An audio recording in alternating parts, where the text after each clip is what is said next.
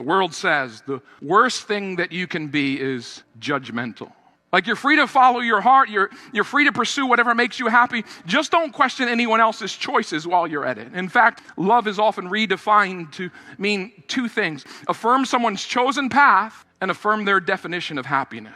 And if you question either one of those, it's now labeled as judging, and judging is automatically equated with hate. See this mindset reflected in many parts of our society today. Now, it's interesting if you look at some programs that are out there today, programs that even address homelessness, for an example.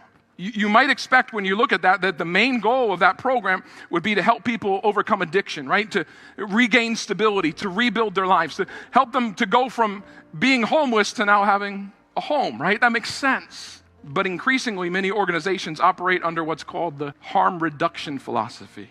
And instead of helping people turn away from their destructive habits, the focus is on accepting them as they are, offering things like clean needles or tax-funded drug supplies, right? Safe injection sites, places that seem to be safer. But understand, in this definition, love is redefined, not as calling someone to freedom and to wholeness, but as never questioning their choices. And this same mindset shows up far beyond homeless services. In conversations about sexuality and morality or identity, our culture often insists the most loving thing we can do is to affirm every choice and every desire and every feeling, no matter the consequences. After all, to question someone's decision is to suggest that truth might come from outside of themselves, and that is seen as narrow-minded or even hateful. And this is one of the places where the secular worldview and the biblical worldview part ways dramatically.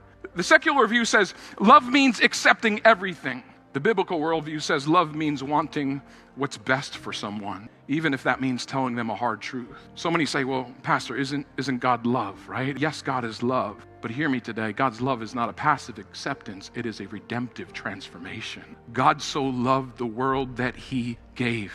He took action. He had compassion on us. True compassion, hear me, it doesn't leave people where they are. It calls them to something higher. It calls them to something better. Jesus did not come into the world, hear me today, to affirm our brokenness. He came to heal it.